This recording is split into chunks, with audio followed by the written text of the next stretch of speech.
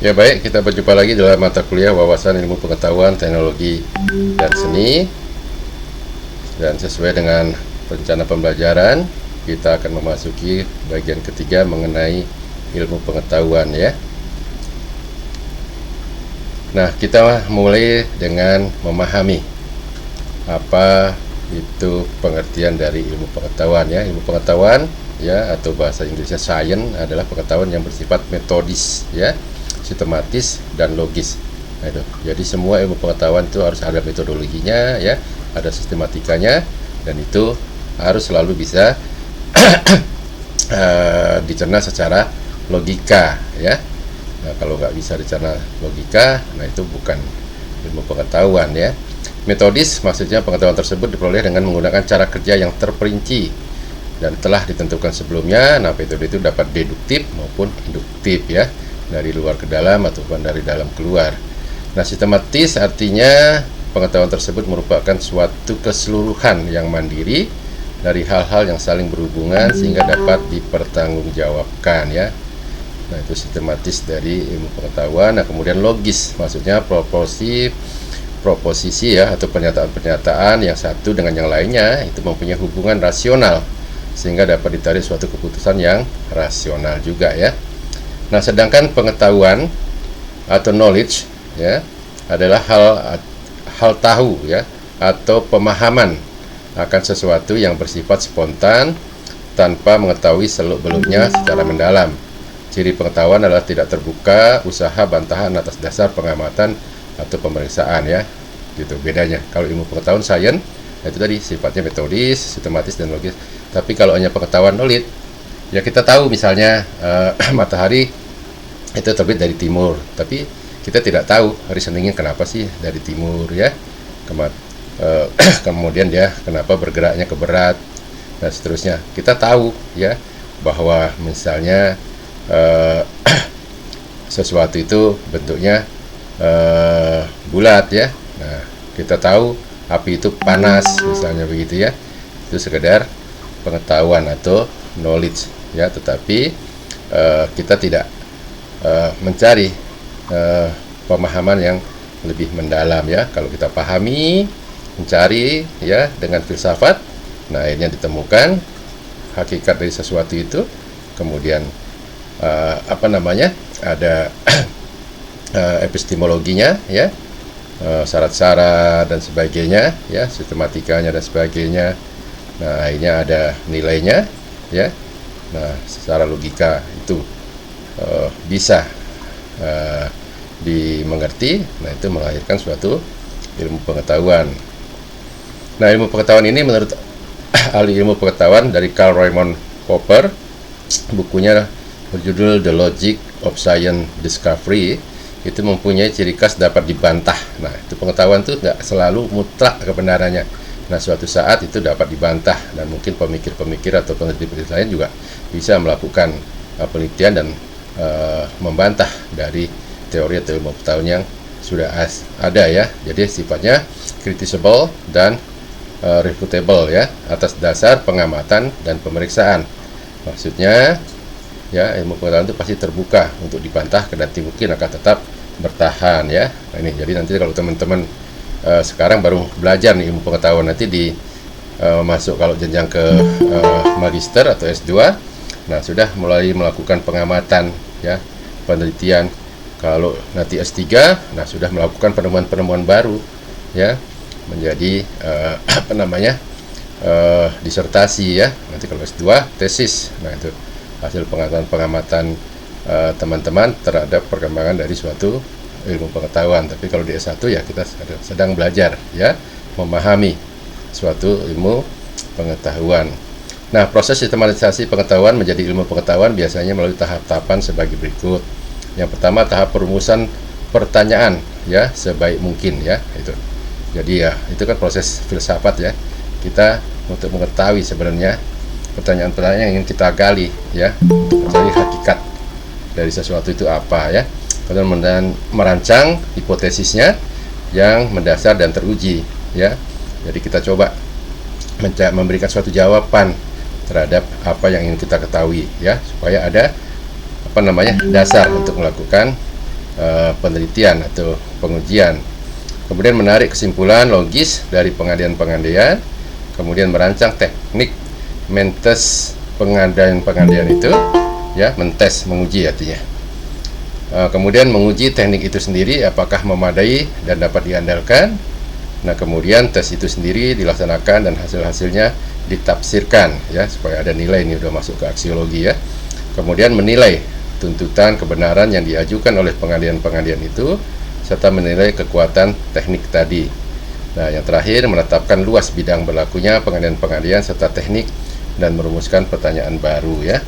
Nah, itu jadi sudah dapat aksiologinya, ya, tapi tidak berhenti, terus akan digali. Ada nggak sesuatu yang perlu dipertajam, ya. Ibarat sepertinya apa? Ya, mungkin teman-teman belajar hukum, ya. Nah, secara keseluruhan sekarang, nah nanti memperdalam lagi mengenai hukum pidana.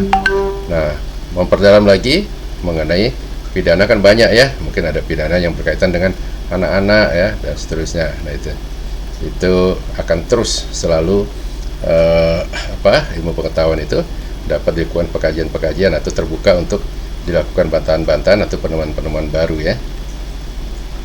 Nah, istilah ilmu pengetahuan dalam bahasa populer sekarang adalah sains, ya. Sementara jika sains diartikan ilmu pengetahuan eksakta atau ilmu-ilmu kealaman, maka sains dapat diartikan sebagai bagian dari ilmu pengetahuan, ya. Jadi sains itu biasanya kita konotasikan dengan ilmu eksak, ya. Nah, padahal ilmu pengetahuan kan tidak hanya eksak, ya. Sehingga kalau kita bicara sains itu merupakan bagian sebenarnya dari ilmu pengetahuan itu sendiri, ya. Ilmu sains atau ilmu pengetahuan memiliki pengertian usaha-usaha sadar untuk menyelidiki, menemukan, dan meningkatkan pemahaman manusia dari berbagai kenyataan dalam alam manusia itu sendiri, ya. Nah, itu. Jadi, ya, setiap ada fenomena alam, nah, kita pasti akan mencari, ya, pertanyaan-pertanyaan. Jadi kita lakukan secara sadar, ya, melakukan penyelidikan, ya, penelitian, ya, bukan sekedar menerawang, ya. Nah, ilmu adalah pengetahuan yang berasaskan kenyataan, ya, dan telah disusun dengan baik. Ilmu bukan sekadar pengetahuan atau knowledge, tetapi merangkumi sekumpulan pengetahuan, ya, yang kita lihat sehari-hari dalam fenomena alam.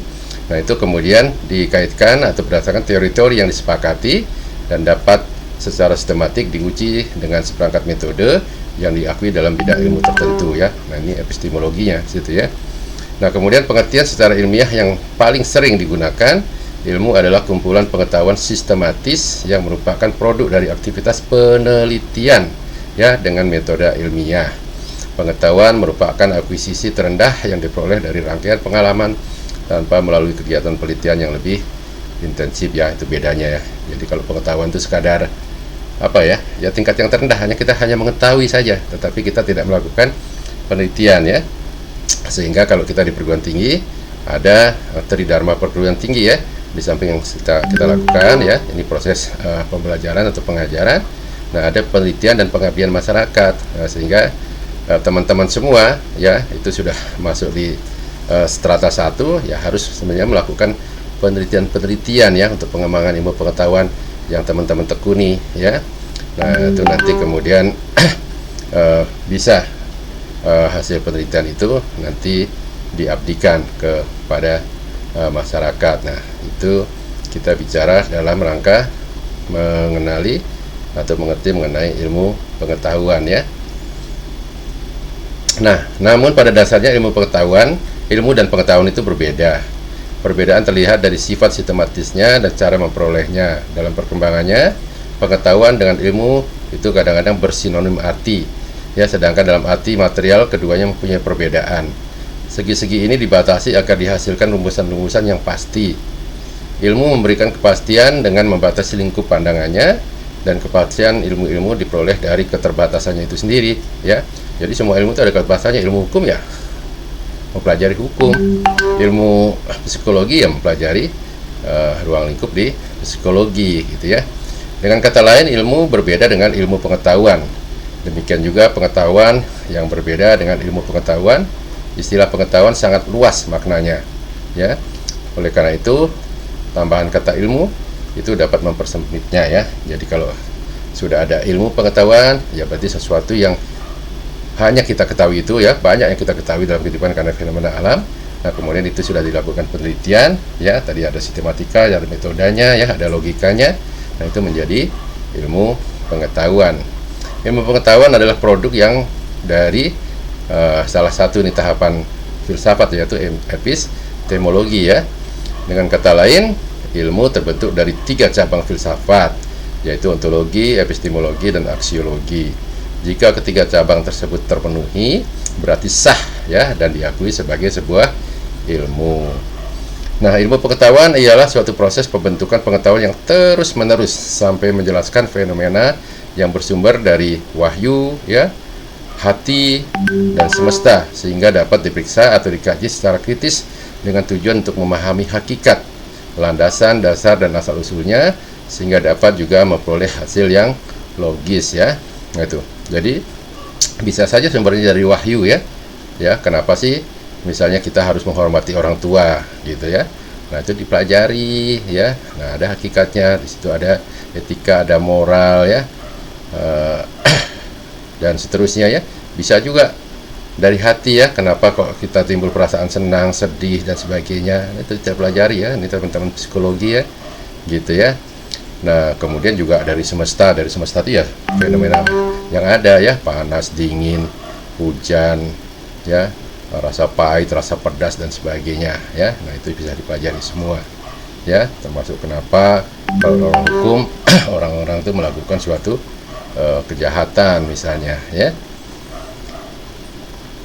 Nah, ilmu pengetahuan merupakan usaha yang bersifat multidimensional, sehingga dapat didefinisikan dalam berbagai cara dan tidak baku.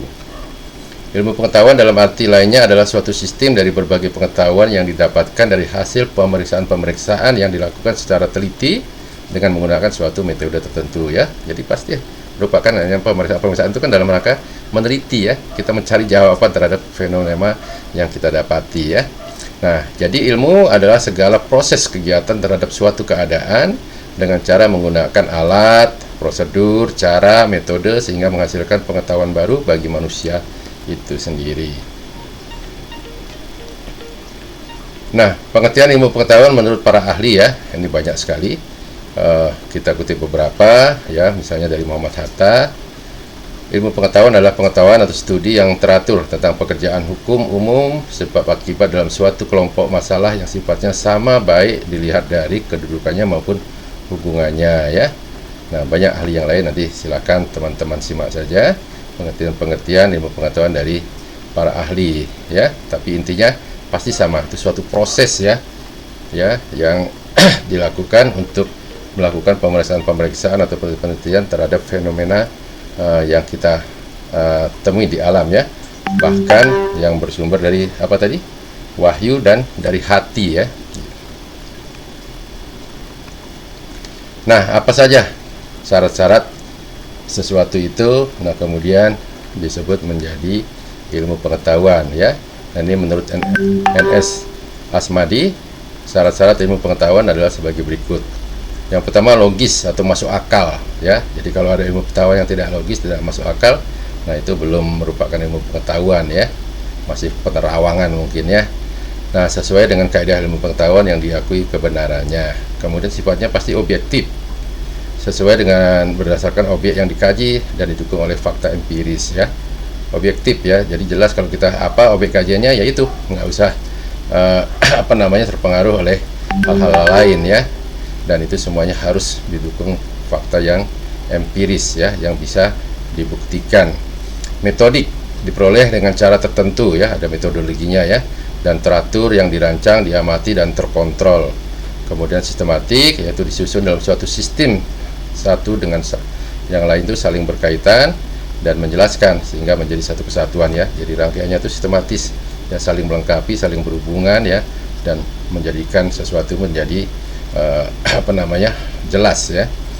Yang kelima, berlaku umum atau universal, berlaku untuk siapapun dan dimanapun dengan tata cara dan variabel. Kemudian eksperimentasi yang lama untuk hasil yang sama, ya. Itu pasti perlu suatu penelitian yang cukup lama, ya. Walaupun untuk menghasilkan sesuatu yang sama. Yang ketujuh, kumulatif, berkembang dan tentatif. Ilmu pengetahuan selalu bertambah, yang hadir sebagai ilmu pengetahuan baru.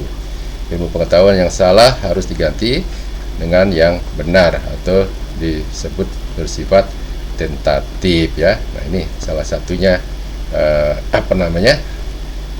tujuan dari teman-teman tentunya kuliah di perguruan tinggi, supaya didorong melakukan penelitian dan bisa menemukan ilmu-ilmu atau teman-teman baru ya untuk pengembangan dari ilmu pengetahuan itu sendiri, atau juga mungkin mengganti ilmu-ilmu yang ternyata sudah tidak sesuai dengan situasi, kondisi dan perkembangan zaman yang ada ya. Nah, ilmu pengetahuan juga mempunyai ciri-ciri. Yang pertama, empiris, ialah berdasarkan proses pengamatan dan percobaan untuk memperoleh pengetahuan ya. Kemudian sistematis, kemudian objektif, kemudian analitis ya, menguraikan persoalan menjadi bagian-bagian rinci sehingga dapat berusaha membeda-bedakan pokok persoalan, peranan dan bagian-bagiannya ya. Jadi teliti ya, dianalisis ya mendalam setiap bagian-bagian dari sesuatu yang kita teliti atau kita amati itu ya. Kemudian harus terverifikasi ya, jadi verifikatif ya, ilmu pengetahuan dapat dikaji kebenarannya ya, validitas ilmu pengetahuan itu harus teruji ya. Nah, sedangkan menurut Van Melsen mengumpulkan ada 8 ciri yang menandai ilmu pengetahuan. Yang pertama, ilmu pengetahuan secara metodis harus mencapai suatu keseluruhan yang logis ya dan koheren. Itu berarti adanya sistem dalam penelitian atau adanya suatu metode, maupun harus ada susunan yang logis ya. Nah, kemudian yang kedua, ilmu pengetahuan itu tanpa pamrih, karena hal itu erat kaitannya dengan tanggung jawab ilmuwan ya. Jadi peneliti atau ilmuwan itu ya memang meneliti karena ingin mendapatkan jawaban atas sesuatu ya yang sedang ditelitinya. Kemudian universalitas ilmu pengetahuan artinya berlaku secara umum. Kemudian objektivitas artinya setiap ilmu terpimpin oleh objek dan tidak distorsi oleh prasangka-prasangka subjektif ya. Jadi kita harus objektif. Jadi kalau udah meneliti jangan sampai ada misalnya pengaruh-pengaruh dari hal-hal lain yang membuat penelitian itu menjadi tidak objektif ya.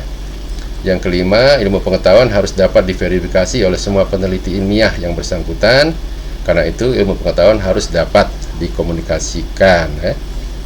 Kemudian yang keenam, progresivitas, artinya suatu jawaban ilmiah baru itu bersifat ilmiah sungguh-sungguh bila mengandung pertanyaan-pertanyaan baru dan menimbulkan problem-problem baru lagi ya. Jadi ada progresivitasnya ya. Kemudian kritis, artinya tidak ada teori yang definitif. Setiap teori terbuka bagi suatu tinjauan kritis dan memanfaatkan data-data baru ya. Jadi itu pengetahuan itu selalu dapat dibantah kalau kita menemukan suatu teman-teman baru ya. Kemudian yang kedelapan, ilmu pengetahuan harus dapat digunakan sebagai perwujudan kebertautan antara teori dengan praktis. Nah, macam-macam ilmu pengetahuan. Nah, ini bisa digolongkan menjadi 3 golongan. Yang pertama, ilmu alamiah ya atau natural science, adalah ilmu yang mengkaji tentang keteraturan dalam alam semesta ya dengan menggunakan metode ilmiah. Contohnya adalah ilmu fisika, kimia, biologi, dan lain-lain ya. Nah, itu orang-orang fak IPA ya biasanya ya. Nah, itu dimasuk rumpun atau golongan ilmu alamiah. Kemudian yang kedua, golongan ilmu sosial atau social science, ialah ilmu yang mengkaji tentang keteraturan-keteraturan dalam hubungan antara manusia satu dengan manusia yang lainnya ya, seperti sosiologi, ekonomi, antropologi ya. Nah, itu termasuk ilmu-ilmu sosial. Nah, kemudian golongan yang ketiga adalah ilmu budaya atau humanitis ya. Nah, adalah ilmu yang mengkaji tentang masalah-masalah manusia dan budaya yang bersifat manusiawi. Contohnya ilmu bahasa, agama, kesenian dan lain-lain. Nah, kemudian kita lihat bagaimana klasifikasi ilmu pengetahuan ya. Nah, ini oleh beberapa ahli ya, seperti filsuf Auguste Comte, ada Carl Raymond Popper, ada Thomas S. Kuhn ya, dan Habermas. Nah, ini masing-masing mengklasifikasinya berbeda-beda. Nah, tapi mungkin bisa kita lihat ya pada prinsipnya itu untuk memudahkan kita mengetahui kita masuk dalam penggolongan ilmu pengetahuan yang mana ya. Nah, menurut Auguste Comte, nah itu urutan dalam penggolongan ilmu pengetahuan itu ada ilmu pasti ya, itu merujuk kepada matematika, ada ilmu perbintangan, astronomi, ada ilmu alam, fisika, ada ilmu kimia, kemudian ada ilmu hayat ya, fisiologi atau biologi, kemudian baru ada ilmu sosial ya. Nah, itu penggolongan menurut Auguste Comte.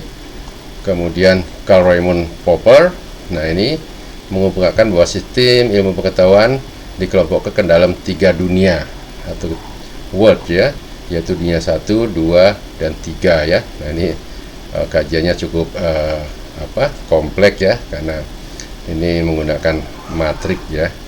Nah, Popper menyatakan bahwa dunia 1 merupakan kenyataan fisik dunia ya, fisik dari dunia, sedang dunia kedua adalah kejadian dan kenyataan-kenyataan psikis dalam diri manusia, dan dunia ketiga adalah segala hipotesa ya, jawaban-jawaban tadi, sementara hukum ya dan teori-teori ciptaan manusia dan hasil kerjasama antara dunia 1 dan dunia 2. Jadi ada kaitannya antara dunia fisik dan kenyataan-kenyataan dari psikis dari pemikiran-pemikiran manusia ya.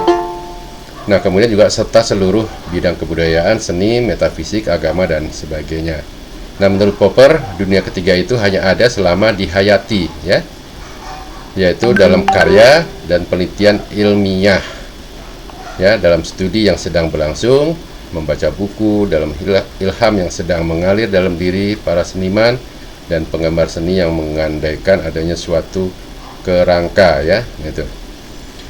Nah, sesudah penghayatan itu ya, semuanya berlangsung mengendap dalam bentuk fisik, alat-alat ilmiah, buku-buku, karya seni, dan lain sebagainya. Nah, semua itu merupakan bagian dari dunia 1 ya, kenyataan fisik ya. Nah, dalam pergaulan manusia dengan sisa dunia yang ketiga ya, hipotesa ya, hukum, teori-teori yang diciptakan oleh manusia itu sendiri, maka dunia 2 lah yang membuat manusia bisa membangkitkan kembali dan mengembangkan dunia ketiga tersebut ya.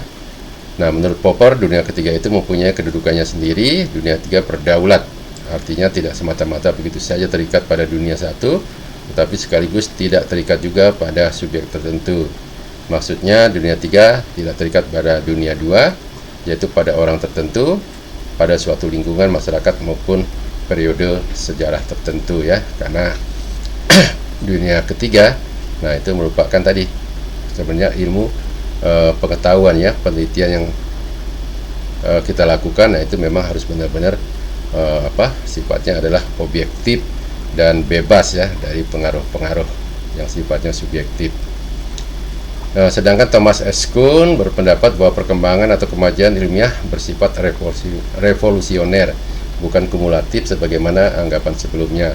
Revolusi ilmiah itu pertama-tama menyentuh wilayah paradigma, yaitu cara pandang terhadap dunia dan contoh-contoh prestasi atau praktik ilmiah konkret ya. Menurut Kuhn, cara kerja paradigma dan terjadinya revolusi ilmiah dapat digambarkan dalam tahap-tahap sebagai berikut. Tahap pertama, paradigma itu membimbing dan mengarahkan aktivitas ilmiah dalam masa ilmu normal atau normal science ya. Dalam tahap ini, para ilmuwan tidak bersikap kritis terhadap paradigma yang membimbing aktivitas ilmiahnya. Selama menjalankan aktivitas ilmiah itu, para ilmuwan menjumpai berbagai fenomena yang tidak dapat diterangkan dengan paradigma yang digunakan sebagai bimbingan atau arahan aktivitas ilmiahnya itu. Nah, ini dinamakan anomali ya. Jadi dia dianggap normal ya. Kalau ada sesuatu yang berbeda, nah itu dianggap anomali dulu ya. Nah, anomali adalah sesuatu keadaan yang memperlihatkan adanya ketidakcocokan antara kenyataan atau fenomena dengan paradigma yang dipakai ya. Nah, ini tahap pertama masih bersifat normal science. Kemudian tahap keduanya menumpuknya anomali, nah ya, yang ketidaksesuaian tadi. Nah, menimbulkan krisis kepercayaan dari para ilmuwan terhadap paradigma. Paradigma mulai diperiksa dan dipertanyakan ya. Kemudian para ilmuwan mulai keluar dari jalur ilmu normal.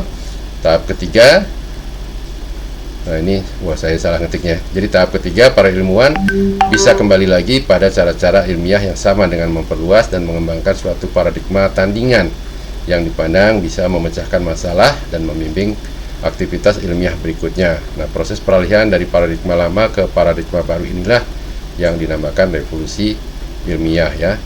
Jadi terus kita jika ada kemudian anomali-anomali baru ya, itu menjadi fenomena baru, kita kemudian menggali ada apa sih sebenarnya. Nah, coba kita berikan paradigma yang baru ya sebagai hipotesis ya, atau dengan teori-teori yang sudah ada untuk mengerjakannya. Nah, kita menemukan sesuatu yang baru. Nah, itu proses revolusi ilmiah ya. Nah, sedangkan Jürgen Habermas pandangannya tentang klasifikasi ilmu pengetahuan itu sangat terkait dengan sifat dan jenis ilmu pengetahuan yang dihasilkan, akses kepada realitas dan tujuan ilmu pengetahuan itu sendiri. Ignaz Kleiden menunjukkan pandangan Habermas tentang ada 3 kegiatan utama yang langsung mempengaruhi dan menentukan bentuk tindakan dan bentuk pengetahuan manusia. Yang pertama yaitu kerja. Kerja itu dibimbing oleh kepentingan yang bersifat teknis. Kemudian perlu adanya komunikasi, yaitu interaksi dibimbing oleh kepentingan yang bersifat praktis. Kemudian perlu adanya kekuasaan, yaitu kekuasaan dibimbing oleh kepentingan yang bersifat emansipatoris. Nah, ketiga kepentingan ini mempengaruhi pula proses terbentuknya ilmu pengetahuan, yaitu ilmu-ilmu empiris analitis, ilmu historis hermeneutis, dan ilmu sosial kritis ya, seperti ekonomi, sosiologi, dan politik. Nah, itu menurut Habermas ya. Jadi memang kita kerjanya tentunya adalah kerja-kerja dalam hal penelitian, dan kita tidak mungkin sendiri, kita perlu melakukan komunikasi ya, karena ada sifat-sifat kita ingin menggali lebih jauh ya, kepentingan-kepentingan sifatnya praktis.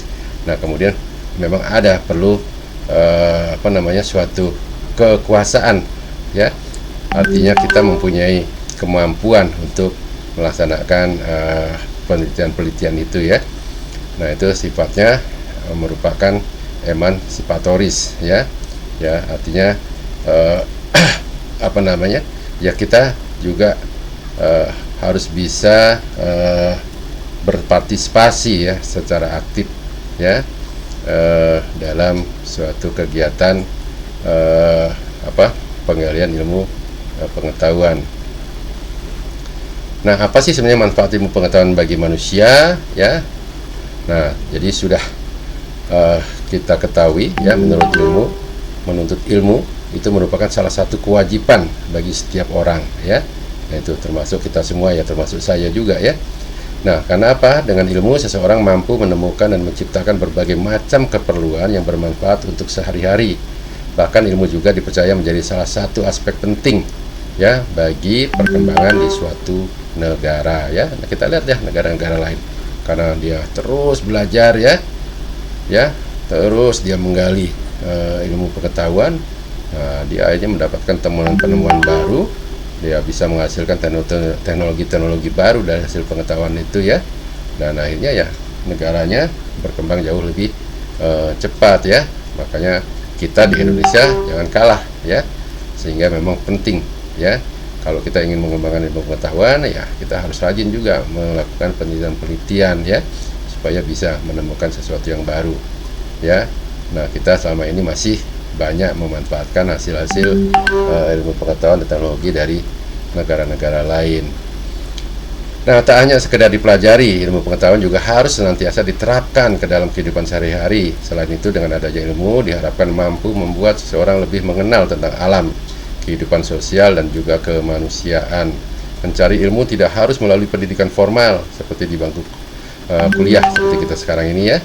Ilmu juga bisa datang dari mana saja, baik melalui buku bacaan, pengalaman diri sendiri, atau menganut sistem otodidak ya, belajar secara mandiri. Terlepas dari cara mencarinya, ilmu pengetahuan memiliki manfaat besar bagi kehidupan manusia.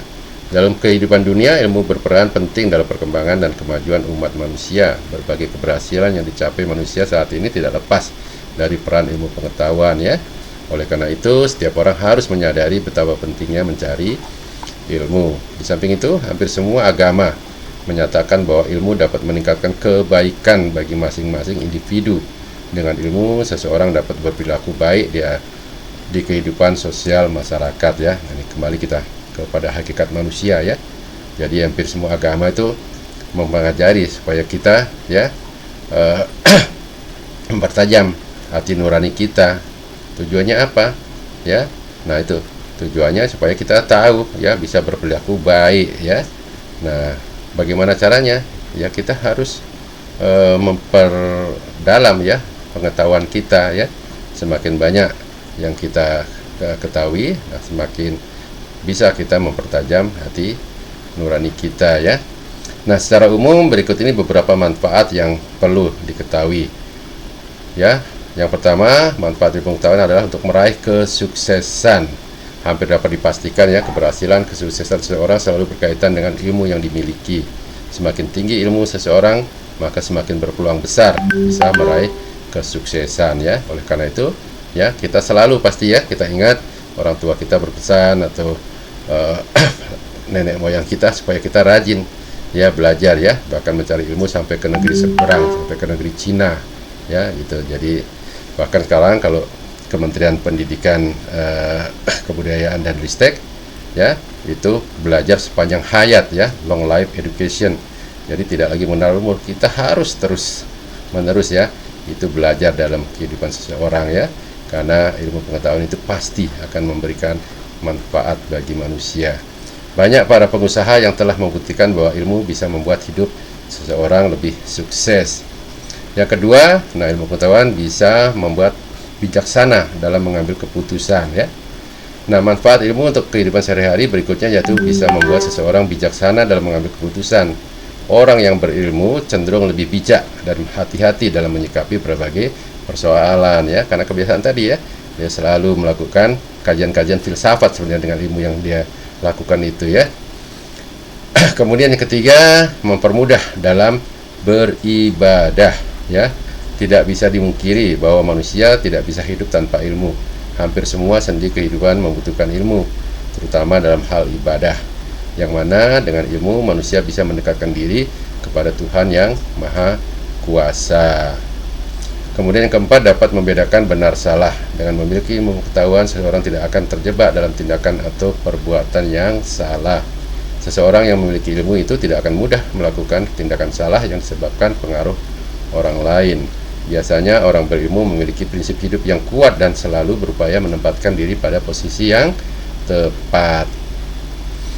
Kemudian ilmu bermanfaat hingga wafat ya. Jadi memang long life education ya. Hal-hal yang bersifat duniawi secara alami itu akan terputus pada seseorang sudah wafat. Hal ini disebabkan karena pada dasarnya manusia akan meninggalkan semua bentuk urusan yang terjadi selama hidup saat sudah wafat. Nah, dengan ilmu pengetahuan yang dibagikan semasa hidup, seseorang akan terkenang sampai kapanpun, bahkan setelah wafat. Misalnya bagaimana ilmu dibagikan dalam bentuk tulisan yang dapat terus dibaca dan bermanfaat bahkan hingga penulisnya wafat ya. Nah, sedang kita baca juga ini banyak dari tokoh-tokoh peneliti yang sudah almarhum ya. Yang kelima, menaikkan derajat manusia. Tingkatan atau derajat manusia akan semakin terangkat dengan ilmu pengetahuan yang dimiliki, baik di mata Tuhan maupun sesama. Orang yang memiliki ilmu pengetahuan senantiasa dihargai dan memperoleh penghormatan yang baik. Bahkan ketika seseorang sedang dalam tahapan menuntut ilmu, biasanya di lingkungan sosialnya masyarakat sudah memberikan tanggapan atau pandangan yang positif. Wah, anak ini sudah terpelajar ya, sudah jadi anak kuliahan dan sebagainya. Pasti pandangan dari masyarakat itu positif ya. Kemudian yang keenam, ilmu adalah hal yang lebih berharga daripada harta. Dalam kehidupan sosial di tengah-tengah masyarakat, banyak orang beranggapan bahwa kekayaan dan harta merupakan dua hal yang paling berharga dalam kehidupan manusia. Namun terdapat hal lain yang mempunyai nilai lebih tinggi dibanding kekayaan dan harta, yaitu ilmu pengetahuan ya. Kekayaan dan harta yang melimpah akan mendorong seseorang untuk berupaya menjaga harta kekayaannya agar tidak hilang. Berbeda dengan ilmu pengetahuan yang justru akan selalu terjaga dan menjaga diri manusia, bahkan mampu mendatangkan harta kekayaan ya. Nah, kekayaan tidak akan mampu membuat orang bertahan dari kondisi melimpah yang senantiasa ia jaga. Namun, dengan memiliki ilmu pengetahuan, seseorang mampu berupaya untuk mendatangkan harta kekayaan secara berkesinambungan dalam jangka waktu yang lama ya. Nah, kalau orang hukum, misalnya siapa? Itu ya, Hotman Paris ya. Dengan ilmu pengetahuannya dia bisa mendatangkan kekayaan yang berlimpah ya. Nah, seiring dengan perkembangan zaman, ilmu pengetahuan juga akan semakin berkembang demi mendukung kualitas hidup dan pola pikir masyarakat yang semakin modern. Tentunya proses belajar kita dalam upaya terus menuntut ilmu tidak akan pernah berhenti ya. Nah, kemudian ini yang nomor 7 maksud saya, memberikan kemudahan bagi kehidupan. Jadi perkembangan dan kemajuan ilmu pengetahuan memberikan kemudahan bagi kehidupan individu maupun kehidupan masyarakat ya. Nah, seperti kita sekarang lah, jadi lebih mudah bisa proses belajar walaupun berjarak jauh ya. Kemudian yang ke-8, mempengaruhi perkembangan suatu bangsa. Dengan pengetahuan seseorang menjalani kehidupan dalam memenuhi kebutuhan hidupnya, begitupun pemerintah menjalankan tugas dan fungsi sebagaimana yang diamanatkan oleh undang-undang dalam memajukan bangsa dari segala kehidupan bernegara ya.